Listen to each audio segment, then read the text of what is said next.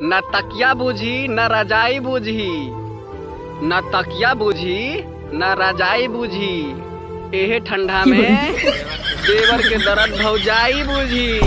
समझ लू। देखो दोस्तों, ठंडी बहुत ज्यादा है। जो आदमी चुल्लू भर पानी में डूब मर सकता है, छींटे मार के नहा भी सकता है। हम 7 दिन से यही कर रहे हैं, आप भी करिए।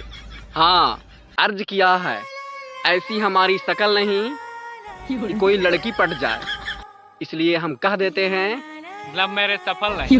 हाँ, लव मैरिज नहीं, सीधे गाँव मैरिज करिए। हमार तो हर कैसे होई मेल, तू लगावे लू बॉडी लोशन, हम लगावे ले किरासन तेल। हाँ, जाए के तो गईले पूरा बगली कर देले हमर खाली।